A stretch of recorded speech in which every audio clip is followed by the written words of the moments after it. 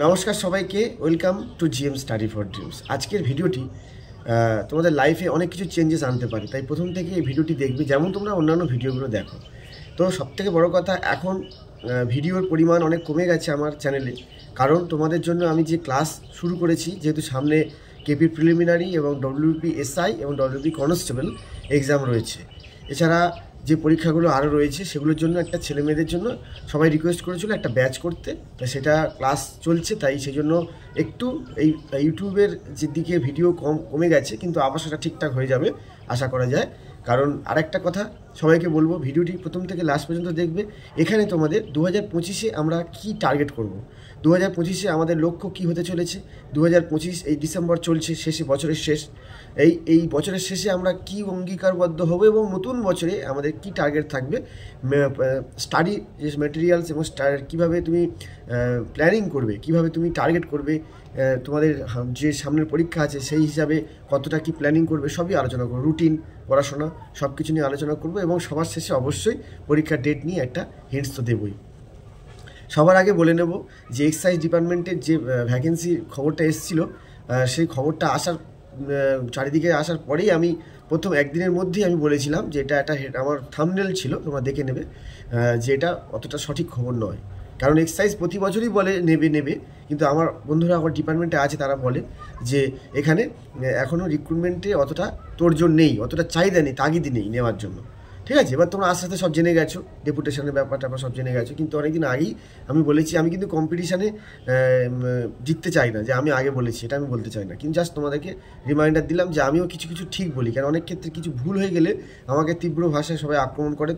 তো সেক্ষেত্রে কিছু ঠিক হলেও তার প্রশংসাও করা উচিত। যাই হোক, ঠিক ভুল নিয়েই জীবন, সব একটা মানুষ সব সর্বাঙ্গ সুন্দর হয় না। চলো, এই যে ডিসেম্বর মাস চলছে, 8 তারিখ প্রায় হয়ে গেল, এই ডিসেম্বর মাসে আমাদের কি প্ল্যানিং। এই ডিসেম্বর মাস, এই মাসের শেষে আসছে নতুন বছর 2025 জানুয়ারি। এবার ডিসেম্বরের 29 তারিখে কেপিপিলি হবে বলে একটা ডেট পেপারেও মানে পত্রিকাতেও উঠেছিল, ভালো একটা প্রতিষ্ঠিত পত্রিকা, সেটা হয়নি। তাহলে এবারে কি আবার একটা মাস এগিয়ে দিলাম, যেটা জানুয়ারি। এইভাবেই দিন চলছে, সবাই এরমভাবেই বলছে যে একটা মাস এগিয়ে দিল, কিন্তু আমাদের তো এটা ছাড়া করণীয় কিছু নেই। কারণ এবার আমার স্টাডি যে কী হবে, আমি একটা স্টুডেন্ট, ধরো আমি তোমাদের সঙ্গে পরীক্ষা দেবো, আমি তোমাদের সাথে পরীক্ষা দেবো। এবারে ধরো আমি কিভাবে পড়াশোনা করব। আজকে 8 তারিখ, আমি রুটিন বানাবো। কি রুটিন বানাবো? সকালবেলা ঘুম থেকে উঠলাম, সকাল 6টা অবশ্যই, 5:30 থেকে অ্যালার্ম দিয়ে রাখবে। তুমি আধ ঘন্টা 20 মিনিট এদিক ওদিক হয়ে যাবে উঠতে। তুমি ধরো 6টায় উঠলে, কেউ বেলায় ওঠো, বেলায় ওঠা ছেড়ে দাও, সকালে ওঠো। পৃথিবীর সমস্ত সাকসেসফুল মানুষরাই আর্লি রাইজার, সকালে ওঠে। আমি আগেই বলেছি মোহাম্মদ আলীর একটা কথা, বা একটা আমি টাইসনের কথা বলেছিলাম, যে তোমার অপোনেন্ট যদি 5টায় প্র্যাকটিস করে, তুমি উঠবে 4টে। কপিলদেবও বলেছিলেন যে 4:30 4টের মধ্যে মাঠে যাওয়া দরকার, সমস্ত ফাইটার যারা আছে। এবার আমার প্রসঙ্গ যে সকালবেলা উঠে কি করবে, কোন সাবজেক্টটা পড়বে। সকালবেলা উঠে তুমি আগের দিন রাতে যেটা শেষ করে এসেছিলে ঘুমানোর আগে, মানে আমরা যখন হিউম্যান ব্রেন যখন ঘুমায় না রাতে শোয়ার আগে এমন একটা কিছু পড়বে যেটা রাতে শোয়ার পরে ভাবতে পারবে যে আমি এটা পড়লাম, আচ্ছা এই ব্যাপার। বিছানায় শুয়ে অন্তত 15টা মিনিট মোবাইল ফোনটা তো হাতই দেবে না, পড়ে সেটা ভাববে, মাথায় থাকবে। সকালবেলা ফ্রেশ মাইন্ড থাকে আমাদের, জীবনে কোনো কঠিন ঝামেলা এগুলো আসে না। সকালবেলা তোমরা উঠে ম্যাথ জিআইটা করতে পারো। কেউ এই সময়টা কঠিন টাইপগুলো করে, কম্পাউন্ড ইন্টারেস্ট যেগুলো তার কঠিন লাগে আর কি, অনেকের কাছে এগুলো ইজি, সেগুলো করে। তাই ম্যাথ জিআইটা সকালে রাখো। আমার মতে সকালে ম্যাথ জিআইটা রেখে দিলে, সকালবেলা 1 ঘন্টা 1.5 ঘন্টা বা 2 ঘন্টা অঙ্ক করলে, আর 1 ঘন্টা জিআই করলে, সকালটা মানে তার মাঝখানে ব্রেকফাস্ট করে নিলে, একটু গ্যাপ দিয়ে সামান্য একটু গ্যাপ দিয়ে অঙ্কটা যেটা হয়ে গেল, অঙ্কের পরে তুমি এবার তোমার পছন্দ মতো যেটা মনে হয় ইংরেজিটা তুমি ধরলে। 10 নম্বর ইংরেজি আছে, আমার নেক্সট ভিডিওতে আমি 10 নম্বরের স্ট্র্যাটেজি নিয়ে আসবো, কীভাবে 10 নম্বরে 5 থেকে 6 পাওয়া যায়।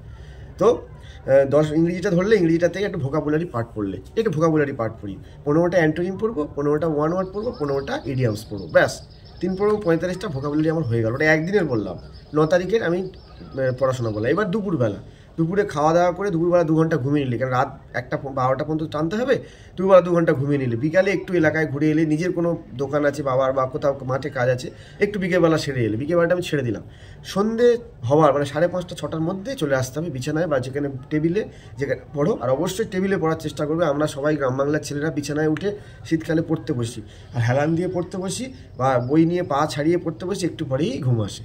100% এটা কিন্তু আমি কথা বলছি, বাস্তব, যে আমাদের ফট করে ঘুম চলে আসে। এই ঘুমই আমাদের সবথেকে বড় শত্রু হয়ে দাঁড়াবে। এই ঘুম আমাদের চাকরির এবং সাফল্য সব কিছুর মধ্যে একটা বাধা হয়ে দাঁড়ায় ঘুম। চোখে যখন ঘুম চলে আসবে, ঠিক আছে আজকে থাক, কালকে সকালবেলা এটা পড়বো, আর কখনো ওটার হবে না। তাই ঘুম তারা দূর করতে 2টো টিপস দেবো আমি, লাস্টে বলে দেবো। তো এবারে বিকেলবেলা তো আমি রেস্ট দিয়েছি, তোমার শরীরকে রেস্ট দিচ্ছি। এবারে সকালে 4 ঘন্টা হলো, এবারে 4 থেকে 5 ঘন্টা যা খুশি। এবার সন্ধ্যেবেলা 6টার সময় তুমি পড়তে বসছো, বসেই তুমি জিকে পার্ট চলে যাবে, স্ট্যাটিক জিকে, সাবজেক্ট ওয়াইজ, জীবনবিজ্ঞান, ভৌতবিজ্ঞান, ইতিহাস, ভূগোল যা আছে পড়াশোনা করে পরপর 1 ঘন্টা ইতিহাস, 1 ঘন্টা ভূগোল, 1 ঘন্টা জীবনবিজ্ঞান, ভৌতবিজ্ঞান, 4 ঘন্টা হলো। এবার রিভাইজের ব্যাপার আছে। এবার সকালে যে ম্যাথগুলো করেছিলে, সকালে ম্যাথ যেটা করেছিলে, রাতে শোয়ার আগে সেটা একবার সেই টপিকটা, টাইম অ্যান্ড ওয়ার্ক করেছিলে, একটা রিভাইজ দিয়ে দিলে। টাইম ধরে যে কটা 30টা অঙ্ক আছে, সেই টাইপ কটা শুধু না দেখে ঝটাঝট ঘুরি ধরে প্র্যাকটিস করে নিলে। এটা বেসিক যারা, তাদের বললাম, যারা তৈরি হয়ে গেছে তারা মক টেস্ট দেবে। মক টেস্ট দিলে সারাদিনের প্রিপারেশান হয়ে গেল সব সাবজেক্টে, রাতেরবেলা মক টেস্ট দেবে শোয়ার আগে। মক টেস্ট দিয়ে তুমি নিদ্রায় যাও। কারেন্ট অ্যাফেয়ার্সের জন্য আমি এখন আমার জানুয়ারি টু ডিসেম্বরের যে কারেন্ট অ্যাফেয়ার্স ফোল্ডার আছে, তোমাদের জন্য সবাইয়ের জন্য আমি ওটা অ্যাভেলেবেল করে দিয়েছি। সবাই A to Z সবার উপকার হোক, আমি নিজের হাতে লিখে বানিয়েছি। কেমন হয়েছে তোমরা অবশ্যই দেখবে, 2-1টা ভিডিও দেখবে বা 2-1টা নোট দেখবে, কেমন হয়েছে। যদি মনে হয় ভালো অবশ্যই দেখবে, ভালো না হলে একদমই দেখার দরকার নেই। কোনো খারাপ কমেন্ট প্লিজ করবে না। EWS নিয়ে যে ভিডিওটা আমি দিয়েছি, তাতে 2টো কথা বা 1টা কথা আমার একটু গোলমাল হয়েছে, হয়তো আমি ভুল করে বলে ফেলেছি, তার জন্য আমি সরি যদি কোনো ভুল হয়। কিন্তু পরবর্তীকালে যখন দেখবে যেটা ঠিক হয়ে গেছে, তখন আবার আমাকে ভালো লাগবে। কারণ 1-2টো কথা ভুল হয়েছে, কারণ যেমন আমি বলেছিলাম যে রিনিউ করা যায়, রিনিউ কথাটা ভুল হয়েছে, হয়তো ওটা রিনিউ করা যায় না, আমি ফট করে বলে ফেলেছি। অনেক ভিডিও করতে করতে না মুখ থেকে অনেক সময় স্লিপ অফ দ্য টাং হয়ে যায়, একটা মানুষের অনেক ভুল হয়। কিছু চ্যানেলের তো প্রতিটা কথাই ভুল হয়, তাও তাদের 50K 70K ভিউ হয়, 50 থেকে 1 লাখ স্টুডেন্ট আছে তাদের, তারা প্রতি সেকেন্ডেই ভুল বলে যাচ্ছে, তাও মানুষ তাদের মাথায় করে নাচে এবং ভগবানের রূপ দেয়। প্রতিনিয়ত তারা ভুল করে এবং প্রত্যেকটা ইউটিউব চ্যানেল তারা ফলো করে। আমাকে ছোটোখাটো চ্যানেল থেকে বড় চ্যানেল তারা ফলো রাখে। তারা যদি একটুখানি উন্নতি করার চেষ্টা করে, তাদেরকে তারা টার্গেট করে।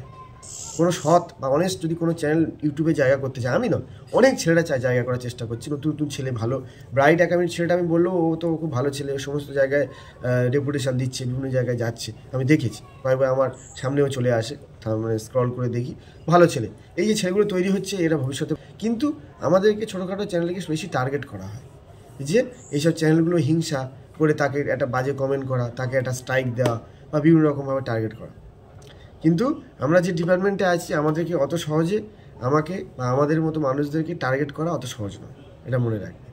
আমাদের টার্গেট করলে আমরা ঠিক কামরা করবো, কারণ আমাদের বিজনেস তো নয় এটা। আমার ধরো টার্গেট হলো, আমার কী আছে, আমি একটা মানুষের সাথে কথা বলতে বলতে, উপকার করতে করতে এই জিএম স্টাডি হয়েছে। এবার জিএম স্টাডি বন্ধ হয়ে যাবে কোনো কারণে, কিছু যদি হয়, কিন্তু জিএম স্টাডি আবার কামব্যাক করবে।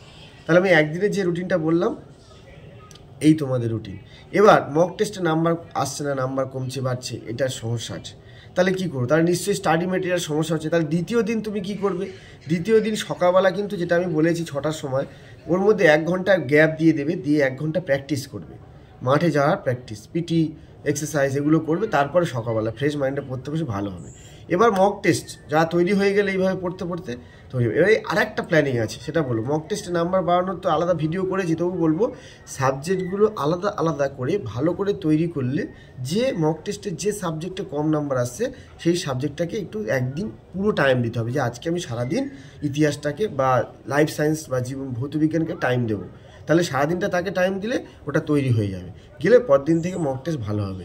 অঙ্কের কোনো টাইপ অসুবিধা হচ্ছে, সেই টাইপটা সারাদিন প্র্যাকটিস করো। সুবিধাস থেকে সব কটা ওই অঙ্ক নিয়ে নাও, টাইম অ্যান্ড ওয়ার্ক বা পার্সেন্টেজ, আবার RSR থেকে নিয়ে নাও, নিয়ে প্র্যাকটিস করো, দেখবে আর বাঁধবে না। ঠিক আছে, এইভাবে মক টেস্ট নাম্বার বাড়ে। আরেকটা ট্রিক্স হচ্ছে ঘুম দূর করার ট্রিক্স।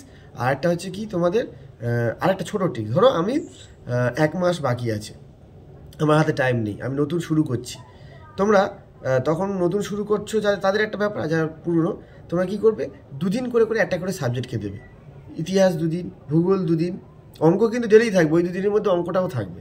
ইতিহাস 2 দিন, ভূগোল 2 দিন, জীবনবিজ্ঞান 2 দিন, ভৌতবিজ্ঞান 2 দিনের মধ্যে কিন্তু শেষ করতে হবে। তার মানে তোমাকে 10 ঘন্টা মিনিমাম দিতে হবে। সকালে 4, রাতে 6, বা সকালে 6, রাতে 4। মাঝখানে যদি টেনে নিতে পারো কেউ দুপুরবেলা, শুধু স্ট্যাটিক জিকেগুলো চোখ বোলাবে শুয়ে শুয়ে, আর তোমরা কারেন্ট অ্যাফেয়ার্সগুলো দেখবে। এইভাবে প্রিপারেশান নাও। আর 2 ঘন্টা করে করে করলে 5টা সাবজেক্ট যদি হয়, 5 দুগুণে 10, 10 দিনে তোমার একবারে পুরো 2 করে সাবজেক্ট এগুলো কমপ্লিট হয়ে যাচ্ছে। এবার প্রতিদিন অঙ্ক জিআইটা তো থাকছেই ওর মধ্যেই। একদিন যেদিন 2 দিনের মধ্যে যে জিকেটা পড়ছো তার মধ্যে অঙ্ক জিআইটা থাকবে। এই ছিল স্ট্র্যাটেজি। এবং ঘুম দূর করার একটা উপায় হচ্ছে, হোমিওপ্যাথি একটা লিকুইড পাওয়া যায়, সেটা খুব দামি, সব জায়গায় পাওয়া যায় না, ঠিক বামের মতো মানে ঝাঁঝ, সেটা হালকা লিকুইড, সেটা এরকম হালকা নাকে এবং হালকা ভুরুর কাছে, চোখে ডাইরেক্ট নয়, ভুরুর কাছে বা এইখানে একটু হালকা লাগিয়ে দেবে, দেখবে চোখ থেকে ঘুম উড়ে যাবে। এটা একটা। চোখে জলের ঝাপটা দেওয়া, এটা একটা। এবং যখনই ঘুম পাবে মনে হয় আমাকে পাততেই হবে, আমাকে পাততেই হবে, ঘুমলে হবে না, ঘুমলে হবে না, এরকম করলে হবে না। তারপরে বিউটি বামের সামান্য একটু ছোঁয়া চোখে, এরকম আমরা ছোটোবেলা দিতাম, যেটা আমরা দিতাম, আমার তো ঘুম পেতো, আমি এইভাবে দিতাম। আর ভাবতে হবে যেই ঘুম পাবে উঠে একটু হেঁটে আসতে হবে বাইরে থেকে, তাহলে অবশ্যই পড়াশোনার মন বসবে। এইভাবে প্রিপারেশান নাও। আর এক্সাম ডেট লাস্টে বলেছিলাম, সেটা বলে নিই। মাধ্যমিক উচ্চ মাধ্যমিকের পরে আবার আমি বলছি, প্রেডিকশান, এটা মানে আমার সাজানো, আমার কথা, যে WB SI, WB কনস্টেবল, আর জানুয়ারিটা KP পিলির জন্য টার্গেট করো। আর যারা শুধু KP WB লাফাচ্ছ, এরা শুধু ওইটা টার্গেট করবে না, SSC GD, SSC MTS, সেন্ট্রালের সমস্ত পরীক্ষা। অ্যাট দ্য সেম টাইম কিছু ছেলেমেয়েরা যারা অঙ্ক ভালো তুলেছো, সায়েন্স পার্ট ভালো আছে, railway is the best line. Railway যে your hard work and integrity, অবশ্যই রেলওয়ে। ভালো থেকো। অনেক দীর্ঘায়িত হলো ভিডিওটা, তবুও প্রত্যেকটা কথাই ভালো রাখার চেষ্টা করেছি। GM স্টাডি যখন থেকে এসেছে তখন থেকেই তোমাদের পাশে আছে, ভুল ত্রুটি মার্জনীয়, এইভাবে এগিয়ে যেতে হবে। যেরকমভাবে তোমরা সবাইকে ভগবানের আসন দিচ্ছ, আমাদেরকে ভগবান করতে হবে না, ভালোবাসার বন্ধু করলেই হবে। Thank you. জয় হিন্দ, বন্দে মাতরম।